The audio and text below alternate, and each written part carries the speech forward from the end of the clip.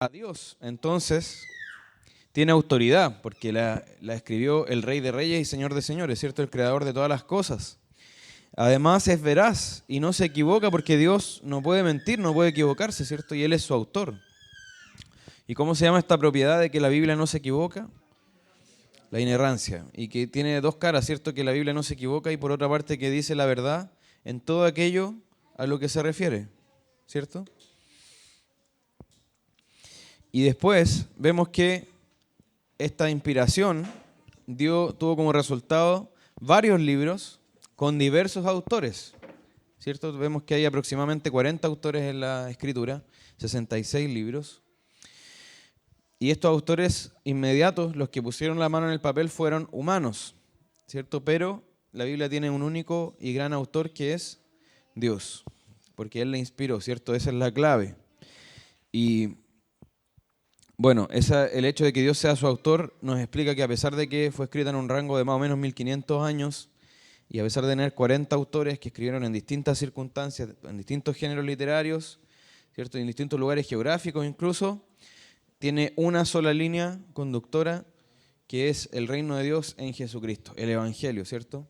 El Evangelio del reino de Dios en Cristo. Y vemos que Dios preservó su palabra, ¿cierto? Preservó estos libros que Él inspiró. Y además, por último, guió a su pueblo a reconocer y recibir su palabra, ¿cierto? Que esa es la fase final. Ahora, esto que está acá arriba, los libros que Dios inspiró, ¿cierto? Algunos le han llamado el Canon 1. En realidad, el autor James White le llama así, Canon 1. Y a este acto del pueblo de Dios de reconocer y recolectar esos libros, se le llama el Canon 2. Es para distinguirlo porque, por una parte, Dios inspira una serie de libros, y el canon surge porque Dios inspira algunos libros y no todos los libros. Entonces, el acto de él de inspirar algunos libros y que de esa inspiración salga una selección de libros, ¿cierto? Es el canon 1, pero el canon 2 tiene que ver con que el pueblo de Dios reconoce estos libros que fueron inspirados, ¿cierto? O los recibe, se somete a ellos, les dice amén, ¿cierto? Y eso permite distinguir los dos procesos. Ahora hablábamos de qué es el canon, ¿cierto? Decíamos que es en principio una regla, una medida, y de ahí pasa a significar una norma, ¿cierto? Entonces, en cuanto a la Biblia, en cuanto a al cristianismo, ¿cierto? Son los libros inspirados por Dios y por tanto normativos para la iglesia y que la iglesia ha recibido con su amén, ¿cierto? Pero ese acto de la iglesia es simplemente pasivo, ¿cierto? Recibe los libros. Ella no tiene el poder de darle autoridad a esos libros. Esos libros tienen autoridad porque Dios es su autor. Y la iglesia simplemente los recibe. ¿Quiénes opinan distinto aquí? Que ya hemos hablado de esto. Los católicos romanos, ¿cierto? La iglesia católica apostólica romana, ¿cierto? Dicen que ellos son los que le dieron autoridad a estos libros. Y esta selección de libros es infalible porque la iglesia es infalible. Eso dicen ellos. Pero nosotros creemos que esa no es la fuente de autoridad, sino que, y no es solo que nosotros creemos, sino que es así. La fuente de autoridad de estos libros está en que Dios es su autor, Dios los inspiró y Dios guía a su pueblo a través de su Espíritu Santo a reconocer estos libros. Entonces decíamos que lo opuesto de que un libro sea canónico es que un libro es apócrifo, ¿cierto? Y ese libro se presenta como inspirado. Este es el caso más intenso en realidad de no ser canónico, porque puede ser que un libro, por ejemplo, por decir una cosa, una carta de Ignacio de Antioquía, que fue un obispo que vino después de los apóstoles. Las cartas de Ignacio de Antioquía, si uno las lee, dicen cosas muy ciertas, muy correctas. Y no se presenta como inspirado, pero no es un libro canónico, ¿cierto? Pero ya el apócrifo es el que se quiere presentar como inspirado, como si fuera escrito por uno de los autores bíblicos o como si fuera inspirado por Dios, pero no lo es. Y el pueblo de Dios también lo concluye así. queda fuera. Ahora decíamos que hay preguntas relacionadas con el canon. ¿Cuáles son los libros que fueron inspirados por Dios? ¿Por qué incluimos los libros que incluimos? ¿Por qué excluimos los libros que quedaron fuera? ¿Y con qué autoridad se pronuncia la Iglesia? Estas preguntas deben ser respondidas en esta serie y ya hemos hablado en general del canon, de la teología que está detrás del canon y también del Antiguo Testamento, ¿cierto? Ya hemos hablado del Antiguo Testamento en cuanto a cómo se desarrolló y se reconoció ese canon. Y ahora queda hablar del Nuevo Testamento. Repasamos esto que debe quedar muy claro, ¿cierto? ¿Cómo se reconoce que un libro pertenece al canon? En otras palabras, ¿cómo se reconoce que un libro fue inspirado por Dios y debe estar junto con los otros libros que también fueron inspirados por Dios? La Iglesia y el pueblo de Dios tuvo criterios que surgen de la misma palabra. Primero, que sean inspirados, que declaren o reconozcan ser inspirados, que vengan de profeta, en el caso del Antiguo Testamento, o apóstol, en el caso del Nuevo. Ahora, si ustedes recuerdan Efesios 2:20, habla de que la iglesia está fundada sobre el fundamento de los apóstoles y profetas. Y en el original dice apóstoles profetas, ¿cierto? Es como que fuera un gran cuerpo de hombres que fueron inspirados por Dios para establecer o echar el fundamento de la iglesia. También los libros que debieran ser incluidos en el canon debían guardar una unidad de doctrina con los otros que ya se reconocían como inspirados, ¿cierto? Y eso confirma los puntos anteriores. Tienen que haberlos inspirado Dios y venir de alguien que fue autorizado por Dios para escribir. Y por tanto, si fue así 1 y 2, entonces la doctrina va a ser de una línea con la que ya existía, ¿se entiende? También la autenticidad, que el autor no escribiera a nombre de otro, que no fuera un falso autor, ¿cierto? También que hablara con autoridad, o sea, con tono autorizado como palabra de Dios. ¿Se acuerdan que veíamos la clase pasada el caso de los libros del Antiguo Testamento, que en realidad no son del Antiguo Testamento, pero los católicos los incluyen junto con los libros del Antiguo Testamento? Como los 2 libros de Macabeo, ¿cierto? El libro de Judith, de Tobías, de Baruch, y veíamos que internamente esos libros tenían evidencias de contradecir el resto de la revelación o de ellos mismos reconocer que no son inspirados, ¿cierto? Que el libro de Macabeo decía, bueno, yo hice esta investigación, si me quedó bien, es lo que pude hacer, si me quedó mal, lo lamento prácticamente, ¿cierto? Así nos habla la palabra de Dios. Y también era importante cómo lo recibieron los destinatarios originales. ¿Se acuerdan? Eso era muy importante. Si los destinatarios originales también estaban conscientes que estaban recibiendo palabra de Dios. Como le dice al apóstol Pablo a los tesalonicenses, cuando les dice que los felicita y les dice, ustedes recibieron nuestra palabra como lo que es, no palabra de hombre, sino palabra de Dios. Y vemos que la iglesia siguió el ejemplo de Jesús. Admitió el Antiguo Testamento como escritura sagrada porque Jesús lo hizo en diversas ocasiones y a la vez reconoció la autoridad que Jesús dio a sus apóstoles, porque Él los autorizó a escribir y a hablar en nombre de Él, en su nombre, ¿cierto? Entonces, y esto es lo significativo, ¿quién es el fundamento último de la autoridad de los libros que tenemos? ¿Quién está detrás de todo? ¿Quién es el que lo une todo? Cristo, ¿cierto? Cristo. Cristo es el criterio definitivo. Ahora veíamos que el canon del Antiguo Testamento tenía 3 partes y que estas 3 partes eran usadas por sus apóstoles y por el mismo Jesús. ¿Cierto? Que estaba la ley, es decir, la Torá, los profetas, conocidos como Nefim, y los salmos o escritos, Ketubim se llamaban en hebreo, ¿cierto? Y la unión de estas 3 secciones era la Tanaj, ¿cierto? Se le llama Tanaj, que es la T de Torá más la N de Nefim más la K de Ketubim, ¿cierto? Entonces ahí queda ese acróstico Tanaj y representa la unión de estas 3 secciones que Jesús los menciona. ¿Se acuerdan al menos un pasaje donde Jesús menciona estas 3 secciones? de los caminantes de Emaús, ¿cierto? Les dice que les declara todo lo que está escrito en la ley, en los profetas y en los salmos. Entonces, concluíamos que 2 siglos antes de Cristo, esto si alguien tiene duda o quiere profundizar, los invito a ver la clase pasada, porque acá este es solo un repaso. Pero 2 siglos antes de Cristo ya hay evidencia clara de que se reconocía un canon, ¿cierto? Lo vimos en evidencia histórica, en citas de libros, y que se reconocía este canon dividido en 3, la ley, los profetas y los salmos. Los últimos libros escritos fueron escritos en el periodo post-exilio, que ahí tenemos a Esdras, Nehemías, y Esdras fue el que escribió Crónicas también, y los profetas Ageo, Zacarías y Malaquías. Esos son los últimos libros del Antiguo Testamento. Y esto es reconocido incluso por los judíos. En el Talmud babilónico dice: después de los últimos profetas Ageo, Zacarías y Malaquías se apartó el Espíritu Santo de Israel.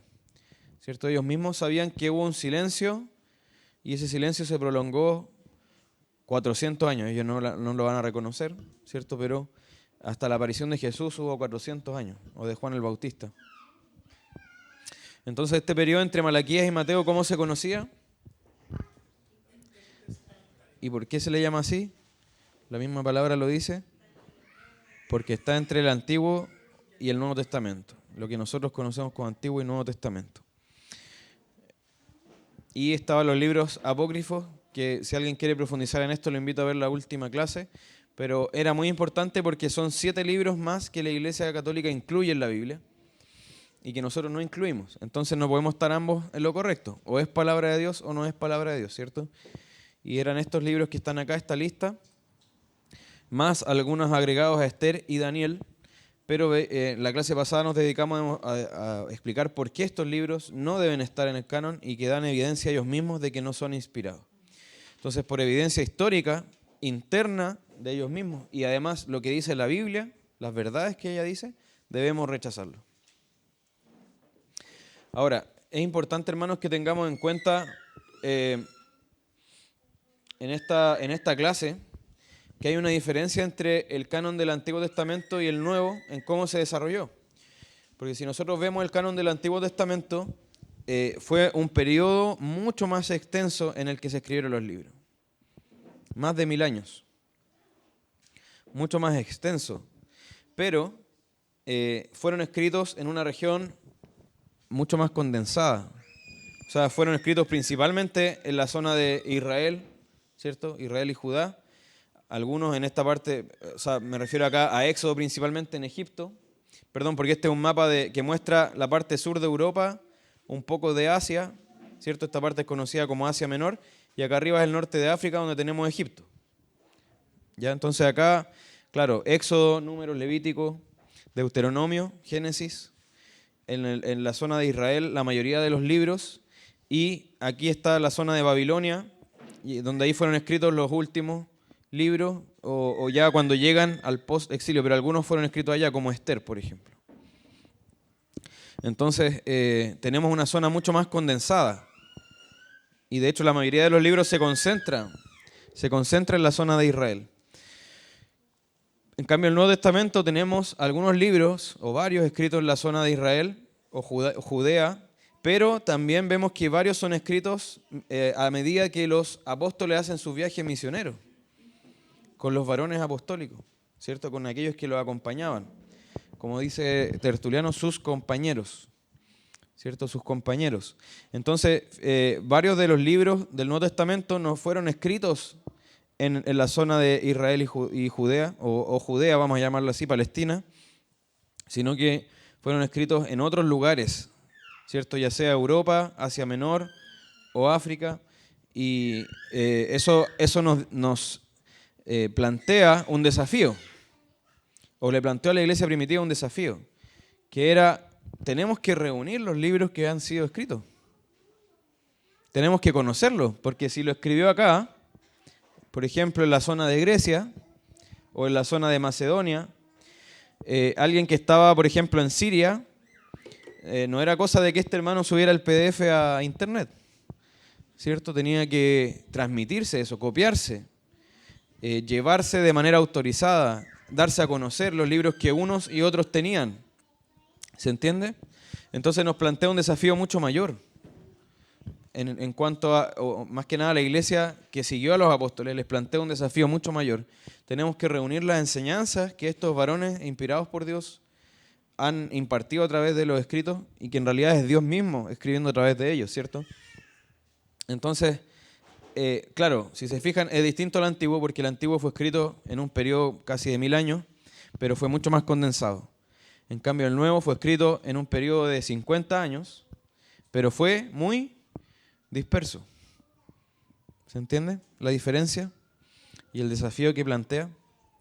Entonces, en cuanto al desarrollo del canon del Nuevo Testamento, se desarrolla en la segunda mitad del siglo I, principalmente. Se cree que por ahí, por el año 45, está el primer libro, que puede haber sido Santiago o Marcos. Ya, pero por ahí están los primeros libros y cartas. La primera carta del apóstol Pablo pudo haber sido la de los Gálatas. Entonces comienza la escritura y se da simultáneamente, hermanos. Porque si se fijan, se da simultáneamente que se están escribiendo los libros, se están copiando los libros y se están difundiendo los libros. Y también se están recolectando los libros. O sea, todo se está dando en el mismo momento. ¿Ya? Entonces,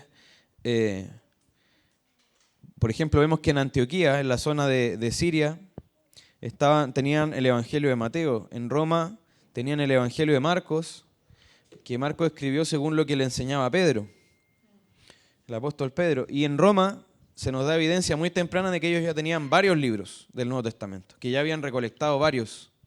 Porque hay un señor que se llamaba Clemente de Roma, que vivió en el primer siglo, es decir, más o menos desde el año 50 en adelante. Y este hombre Clemente escribía cartas, de las que se conservan algunas, y en esas cartas cita varios libros del Nuevo Testamento. Entonces ya en Roma, en el primer siglo, al menos en la parte final, ya tenían varios libros del Nuevo Testamento. ¿Se entiende? Y él lo cita como escritura. Además, el Evangelio de Lucas ya estaba en diversas regiones. Y recordemos, esto se puede explicar por qué. Porque Lucas viajaba ¿con quién? ¿Con quién viajaba Lucas? Con el apóstol Pablo. Con el apóstol Pablo. Y de hecho, por eso él pudo redactar también de primera fuente Hechos. En Éfeso tenían la carta, el Evangelio de Juan y sus cartas, porque allí es donde el apóstol Juan desarrolló su ministerio. Él era obispo en Éfeso. Él se llama el anciano. Escribe en alguna de sus cartas como el anciano, se identifica así. Y nadie puede haber escrito en Éfeso, en esa zona, diciendo que él era simplemente el anciano, salvo el apóstol Juan. Él era conocido así. Y bastaba que él dijera, yo soy el anciano, ¿cierto? Apocalipsis también, ¿cierto? Las cartas de Pablo tuvieron amplia difusión desde temprano, porque estaban escritas a iglesias y las iglesias se las compartían. Y de eso hay evidencia porque los padres de la iglesia, es decir, los que siguieron a los apóstoles, obispos que siguieron a los apóstoles, después de ellos, ya en sus cartas, en sus escritos, citaban a Pablo. Y el mismo Pedro ya citaba a Pablo, ¿cierto? Entonces, eso fue muy temprano. Los libros del Nuevo Testamento tienen distintos tipos de destinatarios. Algunos son dirigidos a destinatarios particulares, a una persona. Por ejemplo, Timoteo, Tito, Filemón. El Evangelio de Lucas. ¿A quién se dirige el Evangelio de Lucas? ¿A quién? Teófilo. ¿Cierto? Y después en Hechos dice, en el primer tratado, excelentísimo Teófilo. O sea, a la misma persona le dirige Hechos, que al parecer era alguien en un puesto de eminencia, ¿cierto? Importante. Otras se dirigen a iglesias locales, por ejemplo, las cartas de Pablo, ¿cierto? Pablo a los colosenses, Pablo a los efesios, Pablo a los gálatas. Otros son más generales, como Santiago, que escribe una carta ya como para ser conocida, o Pedro, que le escribe ¿a quiénes? ¿A quiénes le escribe la carta del apóstol Pedro? A los de la diáspora, expatriados, dice.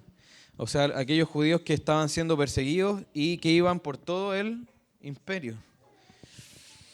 Apocalipsis se escribe a 7 iglesias.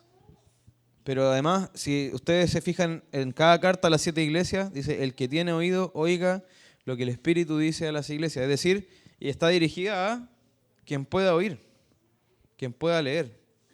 Bienaventurado el que lee las palabras de esta profecía, dice. O sea, está hecha de manera general.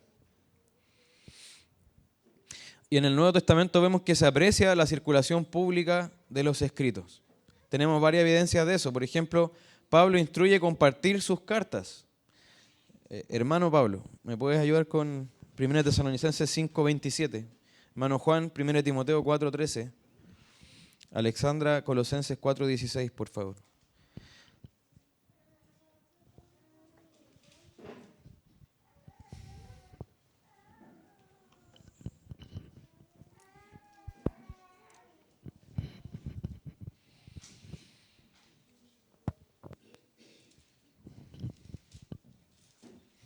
Primera Tesalonicenses 5:27.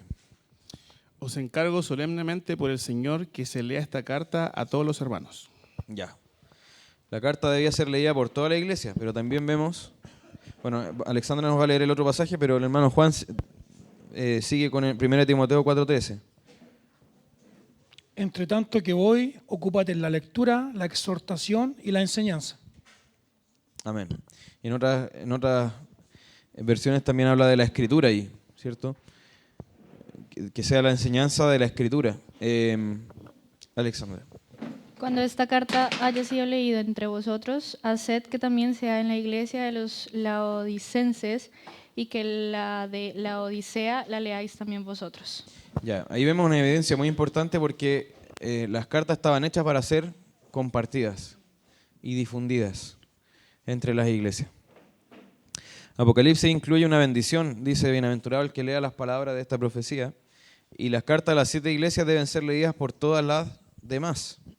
O sea, si uno ve desde el comienzo, Apocalipsis está escrito a las 7 iglesias, y en ese escrito van todas las cartas a las 7 iglesias. O sea, la iglesia de Éfeso leía la de Sardis leía la de Esmirna, todo venía en el mismo escrito, ¿se entiende?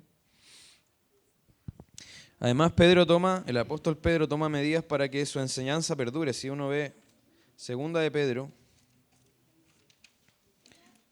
1:15, dice: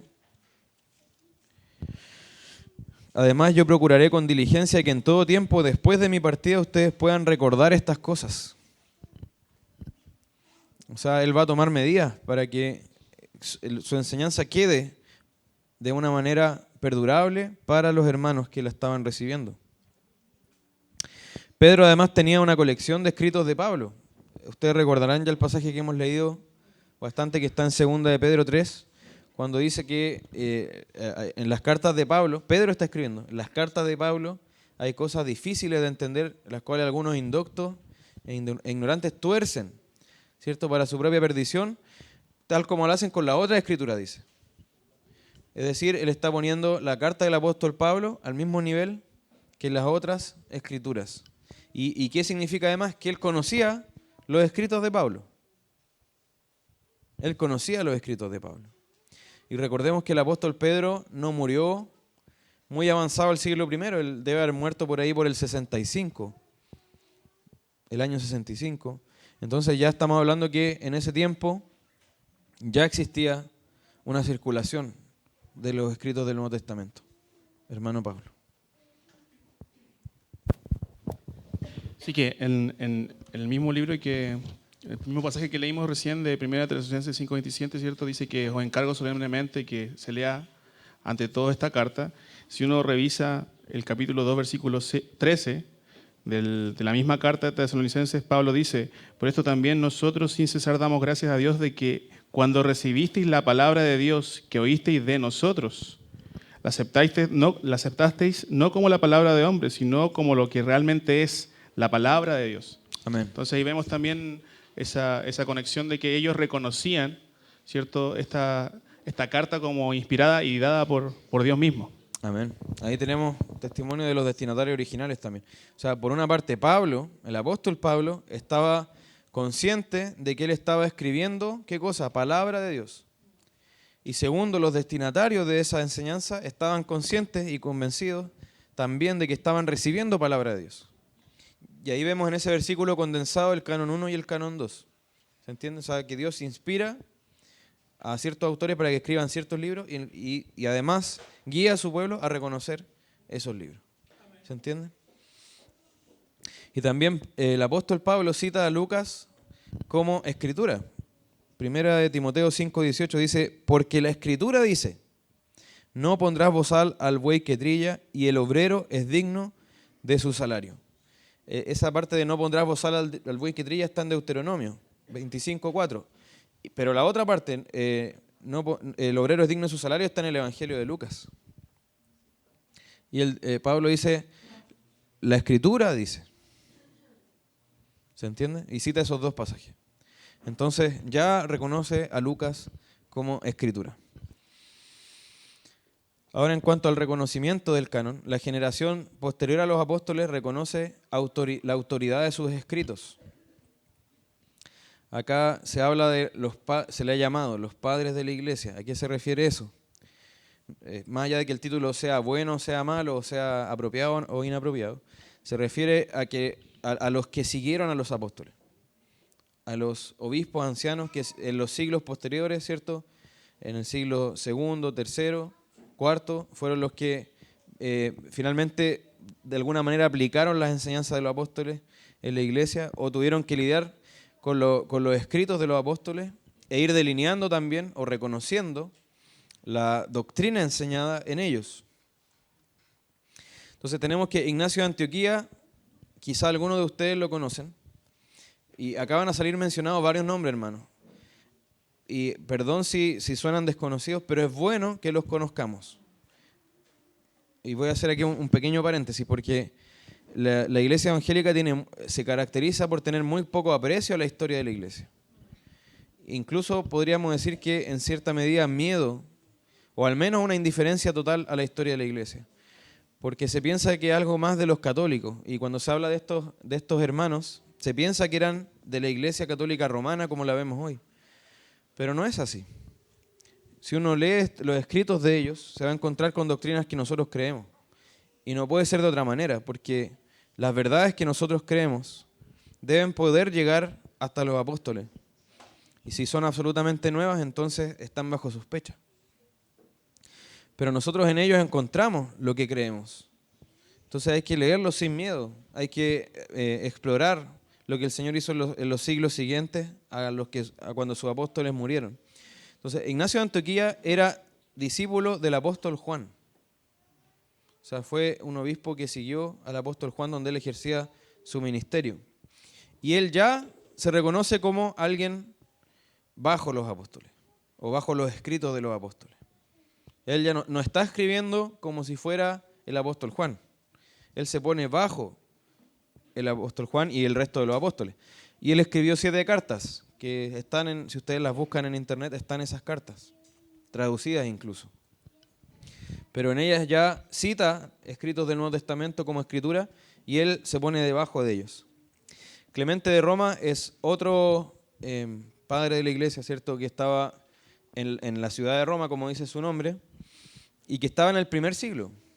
Ya, o sea, él incluso puede haber convivido con los apóstoles o puede haber recibido un viaje misionero.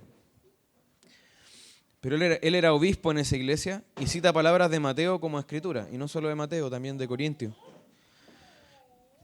Justino Mártir, que ya estamos hablando del año 150, es decir, ya harto más adelante, se conservan algunos escritos de él y un testimonio que es muy hermoso, que por cosas podríamos citar muchas cosas, hermano, pero se nos alargaría inmensamente la clase. Pero él relata cómo era un culto. Y la verdad es que es, si no igual, bastante parecido a lo que hacemos hoy día.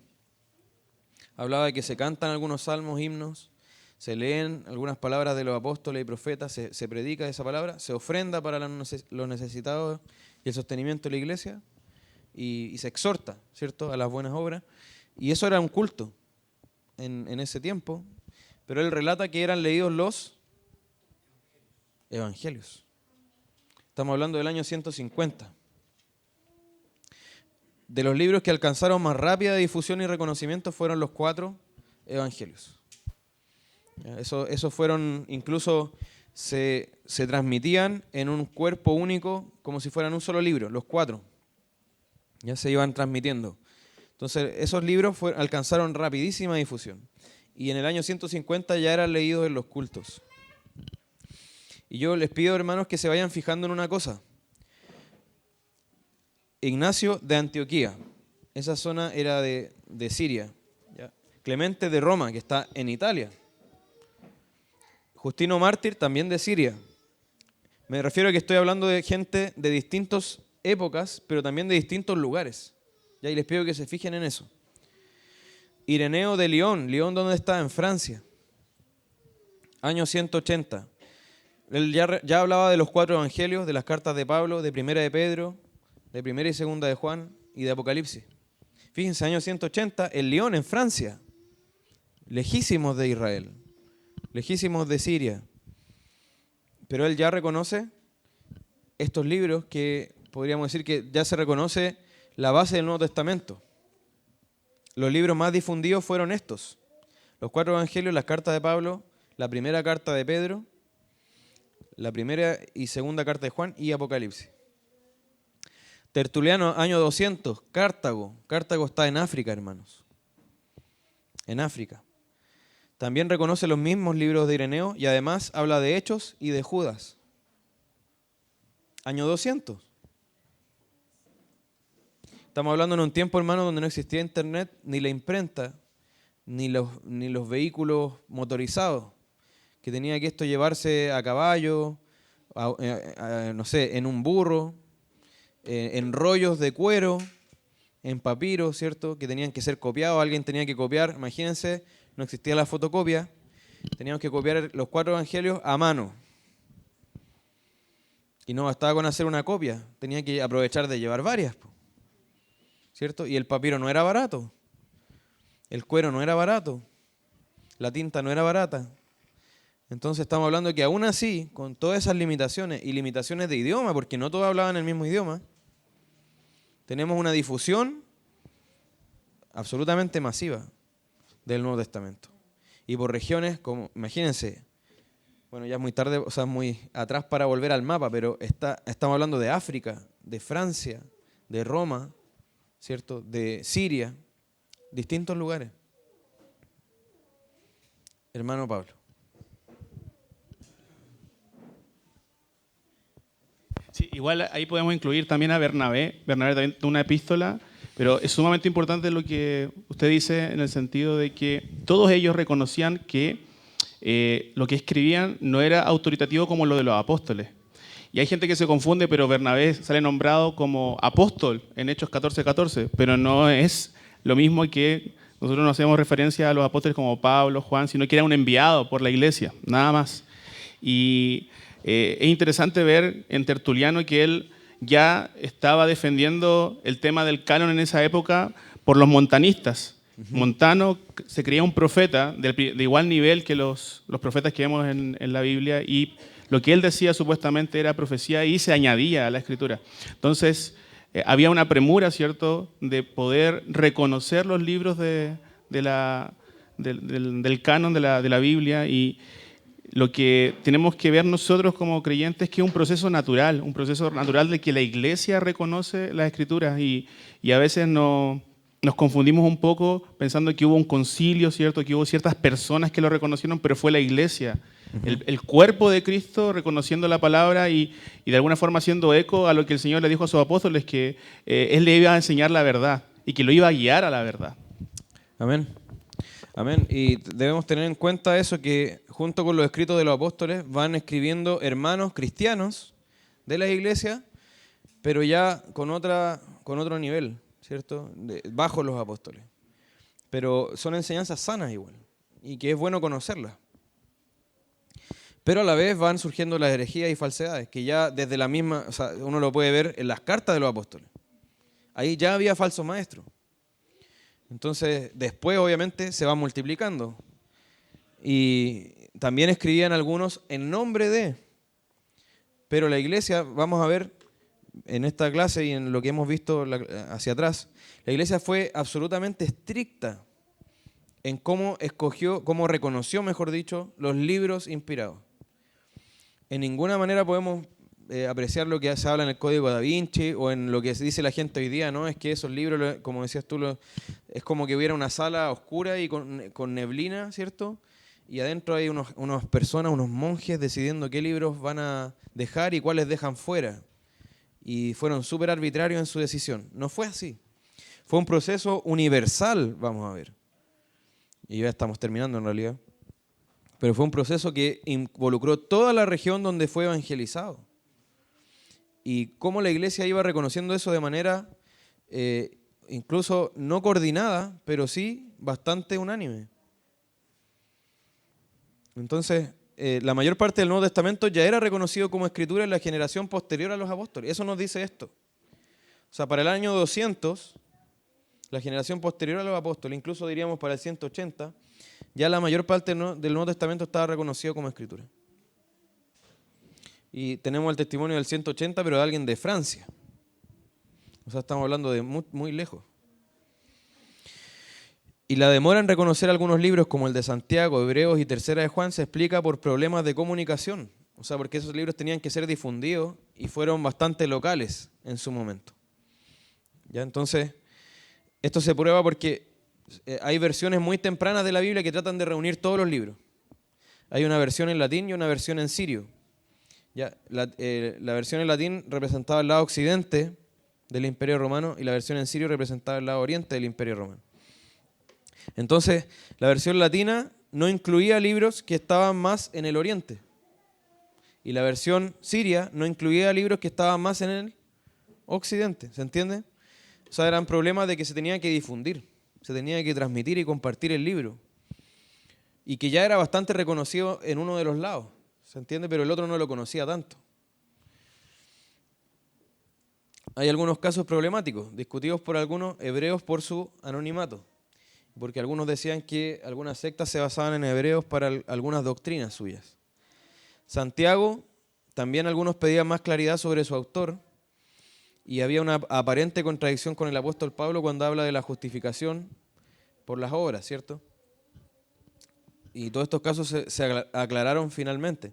Segunda de Pedro fue el más discutido de todos, porque plantea una diferencia de estilo con Primera de Pedro. No estaba tan claro que hubiera sido Pedro, pero fue aceptado como escrito por el apóstol Pedro en la zona donde se escribió. Y faltaba que fuera compartido y difundido. Y la diferencia de estilo se explica porque no siempre los apóstoles escribieron de propia mano las cartas. Por ejemplo, el apóstol Pedro ocupaba a Silvano para escribir sus escritos. Entonces, en uno pudo escribir Silvano y en otro él. Segunda y tercera de Juan tuvieron una circulación limitada inicial. Entonces, no eran tan conocidos. Judas fue resistido en algunos lados porque citaba libros no canónicos. Pero hemos dicho, cuando pasa esto, simplemente se reconoce que habían algunas verdades históricas o culturales, ¿cierto? O a modo de ilustración, pero no está validando los libros que no eran canónicos. Y el Apocalipsis fue uno de los primeros en ser reconocido y difundido, pero también fue bastante resistido y discutido, porque algunos lo usaban mal, y como hoy día lo siguen usando mal, ¿cierto? Entonces, como algunos lo usaban tan mal y salían versiones tan distorsionadas del Apocalipsis, doctrinas tan distorsionadas, algunos decían, no, este libro en realidad es un poco peligroso. Pero en realidad el que un libro se use mal no significa que no sea inspirado, porque todos los libros se pueden usar mal. Y en especial este que tiene tantas figuras e imágenes. Pero hubo otros rechazados por todos. Por ejemplo, la revelación de Pedro, el Apocalipsis de Pedro, ¿cierto? Los Hechos de Pablo, la carta a los laodicenses, el Evangelio de los Hebreos. Esos eran libros que se presentaban como escritos por apóstoles o se presentaban como inspirados, pero no había ningún respaldo para eso. No había ningún fundamento y no fueron aceptados en el lugar donde fueron escritos tampoco. Y ya terminando tenemos el episodio de Marción. ¿Alguien ha escuchado antes de este señor? Yo sé, hermano, yo estoy consciente que han salido varios nombres acá. Nombres extraños, ¿cierto? Y ya varios lugares. A lo mejor a algunos no les gustan los mapas. Pero es necesario, hermanos, que conozcamos estas cosas. porque esto es parte esencial de los fundamentos de nuestra fe. Y hoy día uno de los mayores ataques contra la fe cristiana está en cómo se reconoció la Escritura. Insisto en eso, ya lo dije en la clase pasada. Pero hablábamos en la clase pasada que está el libro del Código Da Vinci, 20 millones de copias hasta hace algunos años, no sé cuántas llevará ya, pero son millones y millones de lectores de mentiras sobre cómo se formó la Biblia. La gente ya tiene en la cabeza documentales del National Geographic, ¿cierto? La película El Código Da Vinci, y ya piensa, no, la Biblia es una estafa. La Biblia la seleccionó Constantino, ¿cierto? Y dejó afuera los que no le convenían a él, y por asuntos de poder dejó los libros que dejó. Pero tenemos fundamentos serios para rebatir eso y para decir que es una completa mentira. Entonces debemos conocer estas cosas. Marción, que vivió en esta ciudad de Sinope, ¿cierto? Fue un escritor y teólogo griego y que fue autor de una herejía que se llamó la secta marcionita, que lleva su nombre. ¿Y qué decía este señor Marción? Que existen dos espíritus supremos, uno bueno, que es el del Nuevo Testamento, que es Jesús, y otro malo. Y el Dios del Antiguo Testamento es una versión inferior al del Nuevo Testamento. Es un Dios que es justo, pero que es inferior al del Nuevo Testamento. Y es sanguinario y cruel. ¿Les suena conocido eso? Y que el del Nuevo Testamento es amor y gracia. ¿Les parece conocido eso? Bueno, esas personas tienen la raíz de Marción en su doctrina. ¿Y qué hizo? No hay nada mejor que tomar unas tijeras y cortar la Biblia. Y sacar todo el Antiguo Testamento. Todo eso, esas hojas las tiró a la basura. El Evangelio de Lucas le sacó los 2 primeros capítulos, sacó las cartas pastorales de Pablo, se quedó con las otras, y todo el resto del Nuevo Testamento a la basura. Entonces él creó su propio canon, según la doctrina que a él más le parecía, ¿cierto? Entonces imagínense, se quedó solo con el Evangelio de Lucas y algunas cartas de Pablo. Y él dijo, esta es la palabra de Dios, esta es la doctrina de Cristo. ¿Y qué pasaba con este hombre? Era un mercader que tenía mucho dinero. Entonces, ¿qué pasaba con que tuviera mucho dinero y que fuera mercader? Que tenía cómo repartir su doctrina. Tenía los medios para difundir su doctrina. Y esta doctrina en algunos lugares se creyó hasta el siglo X. Imagínense. Imagínense lo que es eso. O sea, casi hasta el año 1000 estuvo Marción ahí dando vueltas y hoy día volvió a reaparecer en nuevas formas. Entonces, ¿qué pasó con Marción? Lo combatieron los grandes líderes cristianos de la época. Ireneo, Tertuliano, fueron los que más escribieron en contra de él. ¿Y qué hizo la iglesia en ese momento?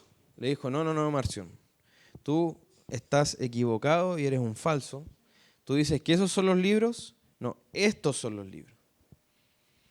Entonces Marción obligó a la iglesia a declarar cuáles eran los libros que ella reconocía. O sea, y con iglesia me refiero a las iglesias, a las iglesias fundadas ya hasta ese momento. Entonces Marción movió a la iglesia a declarar, y esto es importante, hermano. La iglesia en ese momento declara los libros que ya reconocía, porque la respuesta es, no, Marción, estos son los libros.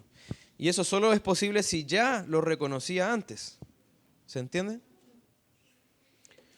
Entonces, porque la respuesta, por ejemplo, de Ireneo y de Tertuliano, Ireneo era de Francia, Tertuliano era de África, están separados por un mar entre medio, son coincidentes.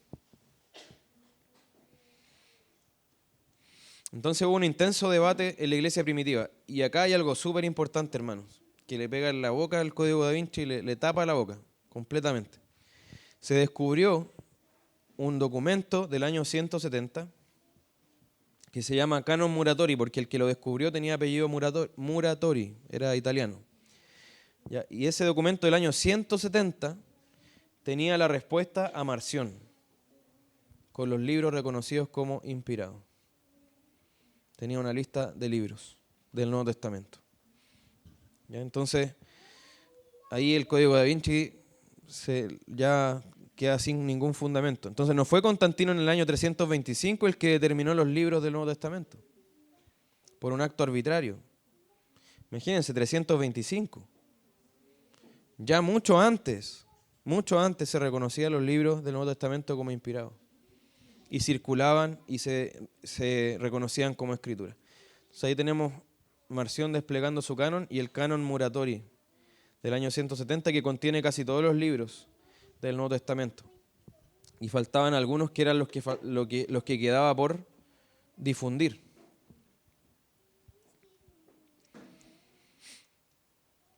Ya, esta es terminando ya la clase, Orígenes, en el año 230, ya estamos hablando más avanzado, en Egipto da la lista completa más temprana del Nuevo Testamento. Egipto era una zona donde llegaba mucha gente. Alejandría, donde estaba Orígenes, era una zona donde había una biblioteca, donde había mucho intercambio de conocimiento. Y él ya en ese tiempo da la lista completa de los libros, que ya por esa zona debían pasar, si alguien quería difundir los libros, tenía que llegar allí. Y él da la lista completa más temprana. Y decía que algunos ponían en duda Hebreos, Segunda de Pedro, Segunda y Tercera de Juan, Santiago y Judas. Pero él, el mismo Orígenes, rechaza eso y da los fundamentos de por qué no se deben rechazar. Eusebio de Cesarea, bueno, ahí hay varios nombres. Si ustedes quieren lo investigan después, no los quiero hartar de nombres. Pero estos, si ustedes investigan un poco, son nombres muy conocidos de la iglesia primitiva. Y son de distintos lugares del imperio y de distintas épocas, pero ya más avanzados, ¿cierto? Y todos reconocen ya la lista completa del Nuevo Testamento. Entonces podemos ver que fue un proceso universal, hermanos. Es como si ellos hubieran tenido internet. Porque se dio de una manera tan universal, o sea, incluyendo tantas regiones distantes, muy distantes unas de otras, donde costaba mucho llegar, donde costaba mucho trasladarse de un lado a otro, incluyendo el problema de copiar, de transmitir, del costo que eso tenía, en plata, en tiempo, en recursos, ¿cierto? Entonces fue un proceso universal a pesar de todo eso. Incluyó varias ciudades de distintos tiempos y que comenzó a consolidarse bastante temprano. Bastante temprano. Ya la base del Nuevo Testamento estaba lista en el siglo II. O sea, en la generación siguiente a los apóstoles. ¿Se entiende? Ella estaba reconocida en general y faltaban algunos libros por difundir, pero una vez que fueron difundidos, el reconocimiento fue claro también. Y tenemos finalmente los concilios de Hipona y Cartago, en estos años, 393 y 397, que ya reconocen completamente el canon del Antiguo y del Nuevo Testamento. ¿Y por qué es significativo esto? No porque recién acá la iglesia se convenciera de cuáles son los libros, sino porque ya no hay más discusión después del Nuevo Testamento. Y solo comienzan las discusiones oficiales luego de la Reforma, cuando se discuten los 7 libros que mencionaba la clase pasada del Antiguo Testamento. Pero en el Nuevo Testamento no hubo más discusión. Entonces, como conclusión, el reconocimiento del canon fue un proceso en que la iglesia fue discerniendo gradualmente su fundamento profético y apostólico. Como dice Efesios 2:20, que la iglesia está fundada sobre el fundamento de los apóstoles y profetas. Entonces la iglesia fue reconociendo cuál era ese fundamento, fue descubriéndolo en un proceso. Entonces el canon debe controlar a la iglesia, es decir, la Biblia, la Escritura debe controlar a la iglesia y no la iglesia ponerse sobre la Biblia como lo hace la Iglesia Católica Romana. ¿Cierto? Que ellos dicen, nosotros creamos la Biblia, nosotros seleccionamos los libros y les dimos autoridad. ¿Y eso cómo la pone? Por sobre la Biblia. Pero en realidad nosotros decimos no, la Biblia crea a la iglesia, la Biblia es la mamá de la iglesia, ¿cierto? La iglesia nace de la Biblia y la iglesia se pone debajo de la Biblia y simplemente lo que le toca es decir amén a los libros.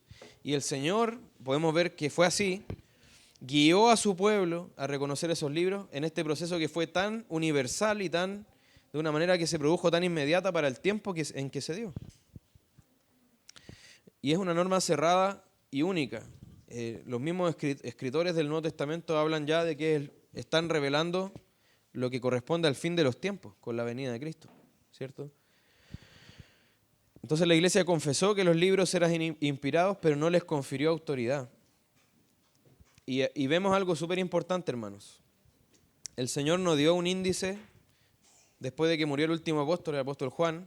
El Señor nos dijo, no cayó una hoja del cielo con la lista de libros. El Señor lo hizo de otra manera. El Señor movió a la iglesia a tener que decidir en comunión. Y además investigando. Y para esa investigación tenían que hablar con las otras iglesias. Y además el Señor movió a la iglesia no como se podría pensar hoy día, que hubo un papa que desde arriba cortó el queque, como decimos en Chile, o sea, definió el asunto hacia abajo. No, el tema se dio desde las congregaciones cristianas, y las más significativas, ¿cierto? Antioquía, la de Jerusalén, la de Alejandría, la de Roma, y esas congregaciones fueron guiando también a las otras, pero fue orgánico, fue una cosa ¿cómo decirlo?, institucional, o sea, no fue una persona o un grupo de personas jerárquicamente sobre otras que decidieron cuáles eran los libros, sino que fue el cuerpo de la iglesia en toda la región evangelizada y en las ciudades donde era más importantes las iglesias que había, que decidieron, o que reconocieron, mejor dicho, cuál era el canon. Lo descubrieron. Porque el canon no lo inventó la iglesia, sino que lo descubrió, ¿cierto? Lo recibió. Bien, terminamos esta parte entonces. No sé si alguien tiene alguna intervención final. Ok. Hermana Elizabeth y después Pablo, por favor. Yo tengo una pregunta. Lo que pasa es que yo he escuchado muchas veces de personas que han estudiado en seminario y todo, de que se cree que hayan cartas de Pablo perdidas, por ejemplo, Tercera de Corintios o capítulos perdidos de Isaías. Entonces, quería saber si hay fundamentos sólidos para pensar que eso pueda ser cierto. Y en caso de ser así, si apareciera, por ejemplo, una tercera carta a los Corintios, ¿la tenemos que incluir en el canon? Bueno, esa es una muy buena pregunta y que es parte de lo que se discute en esta materia. En cuanto a las cartas de Pablo que podrían estar perdidas, se menciona la de la Odisea, que aparece en el libro de Colosenses, pero en realidad se cree que esa corresponde a la de Efesios, porque la de Efesios no estaba tan claro que fuera dirigida a los Efesios en un comienzo. Pero aún así, el mismo hecho de que haya una carta perdida nos habla de que Dios no preservó su palabra, finalmente no fue capaz de preservar su palabra, y su palabra está dada según Romanos 15 y 1 Corintios 10, dice que es para instrucción de su pueblo. Y no solo para instrucción, sino para vida de su pueblo. ¿Cierto? La palabra de Dios es viva y eficaz y nos da vida además. Entonces el hecho de que hubiera una carta perdida es como que a Dios se le pasó preservar esa carta, preservar ese escrito que Él inspiró.